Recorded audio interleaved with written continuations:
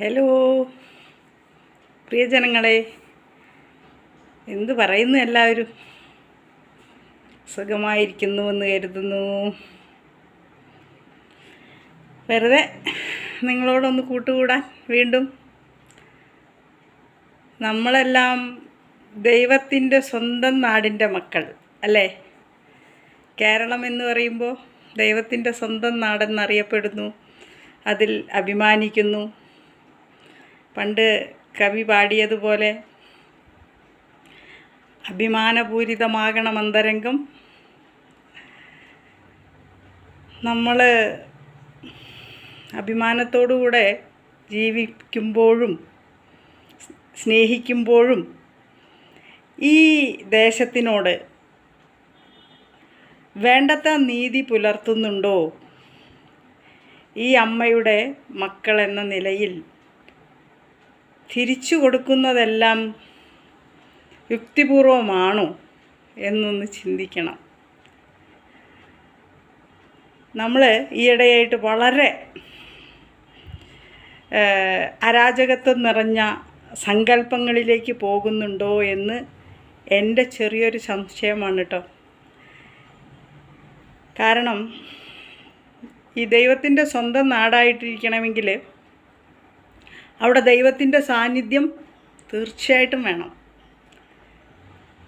അപ്പോൾ ദൈവസാന്നിധ്യം എന്ന് പറഞ്ഞു കഴിഞ്ഞാൽ നമ്മുടെ മനുഷ്യനിലുള്ള നന്മയുടെ സാന്നിധ്യം എന്നല്ലേ അർത്ഥം. അപ്പോൾ നന്മ പറ്റാത്ത മനസ്സുകളുള്ള മനുഷ്യരായി നമ്മുടെ ദൈവത്തിൻ്റെ സ്വന്തം നാടിനെ നമ്മൾ പരിപാലിച്ചു കൊണ്ടുപോകണം അല്ലേ? അപ്പോൾ നമ്മൾ ഈ ഭൂമിയിൽ ജീവിക്കുമ്പോൾ നമുക്ക് ഭക്ഷണം, വസ്ത്രം, പാർപ്പിടം എന്നിവ ഒക്കെ ആവശ്യമുള്ളതുപോലെ തന്നെ സന്തോഷം എന്ന് പറയുന്നൊരു വികാരം ആവശ്യമുണ്ട്. സമാധാനം അതാവശ്യമുണ്ട്.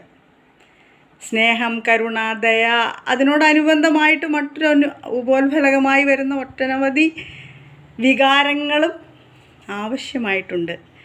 അതെല്ലാം ചേർത്ത് നമ്മൾ ഈ ഭൂമിയിൽ ജീവിക്കുമ്പോൾ നമ്മൾ ജീവിക്കുന്നിടം, നമ്മുടെ ചുറ്റുപാടെല്ലാം സ്നേഹോഷ്മളമായ ഒരു പരിമളം പരത്തുന്ന എന്ന് തന്നെ വേണം. ഇതിനൊക്കെ ഒരു പരിമളമുണ്ട്. ഈ വികാരങ്ങളിൽ നിന്നൊക്കെ ഉത്ഭവിക്കുന്ന ഒരു പരിമളമുണ്ട്. അങ്ങനെയുള്ളൊരു ചുറ്റുപാടാവും.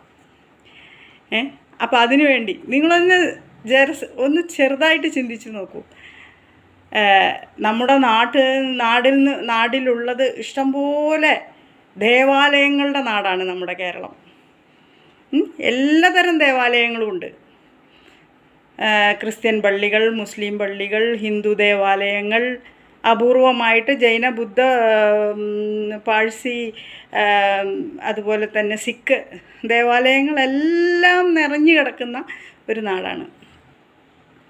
ആ സുന്ദര സങ്കല്പത്തിലേ നമ്മളിപ്പോൾ പഞ്ചാബിലെ സുവർണക്ഷേത്രത്തിൽ പോയി അതിനടുത്തുള്ള ആ തടാകത്തിൽ അതിൻ്റെ കരയ്ക്ക് പോയിരിക്കുമ്പോൾ കിട്ടുന്നൊരു സുഖം. അതേസമയം നമ്മുടെ പ്രിയപ്പെട്ട മറ്റുള്ള ദേവാലയങ്ങളുടെയൊക്കെ ചുറ്റുപോറും പോയി നടക്കുമ്പോൾ ആ വിശാലമായ മണൽത്തരികളിലൂടെ കാൽ വയ്ക്കുമ്പോൾ കിട്ടുന്നൊരു പുളകമുണ്ട്. ഏത് ദേവാലയമായിക്കോട്ടെ, നമുക്കിപ്പോൾ അകത്ത് പ്രവേശനമില്ലാത്ത സ്ഥലമാണെങ്കിൽ അതിൻ്റെ ചുറ്റുഭാഗത്തു നിന്ന് കിട്ടുന്ന നമുക്കൊരു ഊർജ്ജമുണ്ട്. അതൊക്കെ നമ്മൾ കാണാൻ വേണ്ടി പോവാറുണ്ട്. ആ ഊർജ്ജമൊക്കെ നമ്മൾ എങ്ങനെ സ്വാംശീകരിക്കണം? നിർമ്മലമായ മനസ്സോടെ ദൈവത്തിനെ സ്വന്തം മനസ്സിൽ കുടിയിരുത്തിക്കൊണ്ട് നമ്മളതിനെയൊക്കെ സ്വാംശീകരിക്കണം. എന്നിട്ട് ആ സ്വാംശീകരിച്ച ഊർജ്ജമൊക്കെ നമ്മുടെ സഹജനങ്ങളിലേക്ക് ഒരു വികാരമായി ഒഴുക്കി കൊടുക്കണം. സ്നേഹം എന്ന വികാരമായിട്ട് നിറയെ പൂത്തു നിൽക്കുന്ന ഒരു നീലാമ്പൽ പൂക്കൾ നിറഞ്ഞ അല്ലെങ്കിൽ വെള്ളാമ്പൽ പൂക്കൾ നിറഞ്ഞ ഒരു തടാകത്തിൻ്റെ കരയിലിരിക്കുമ്പോൾ നമുക്ക് കിട്ടുന്നൊരു സമാധാനം. അല്ലെങ്കിൽ കാശ്മീരിലോ മറ്റുള്ള സ്ഥലങ്ങളിലെ ലാൽബാഗിലോ ഡാൽ ലേക്കിലോ എവിടെ ചെന്നാലും ആ പ്രകൃതിയുമായി ഇണങ്ങിച്ചേർന്ന് നമ്മൾ നടക്കുമ്പോൾ നമുക്ക് കിട്ടുന്നൊരു സുഖമുണ്ടല്ലോ, ഒരു സമാധാനം, ഒരു സന്തോഷമുണ്ടല്ലോ. നിങ്ങൾ ഓർത്തിട്ടുണ്ടോ അത്? പ്രകൃതിയിലേക്ക് ലയിക്കുമ്പോൾ. അപ്പോൾ ജീവിതത്തിൽ ഈ പ്രകൃതിയിലേക്കും ഇവിടുത്തെ നല്ല സങ്കല്പങ്ങളിലേക്കും സുന്ദരമായ കാഴ്ചകളിലേക്കും തിരിച്ചു വെച്ച ഒരു കണ്ണാടി, ഒരു ക്യാമറ കണ്ണാവണം മനുഷ്യൻ്റെ മനസ്സ്. എപ്പോഴും ഈ തിരക്കും ബഹളങ്ങളും ഒഴിയാത്ത ഓട്ടം പാച്ചിലിനുള്ളിൽ തർക്കങ്ങളും കുറ്റപ്പെടുത്തലുകളും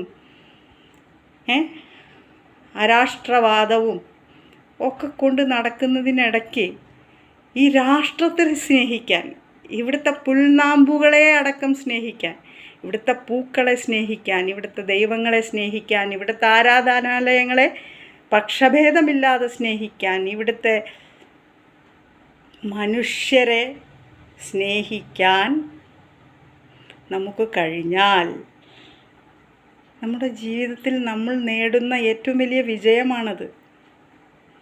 നമ്മൾക്ക് മനുഷ്യനുമായുള്ള അടുപ്പമാണ് കുറഞ്ഞുകൊണ്ടിരിക്കുന്നത് എന്നാണ് എനിക്ക് തോന്നുന്നത്. മനസ്സിലായോ? ഒന്ന് ആലോചിച്ച് നോക്കൂ.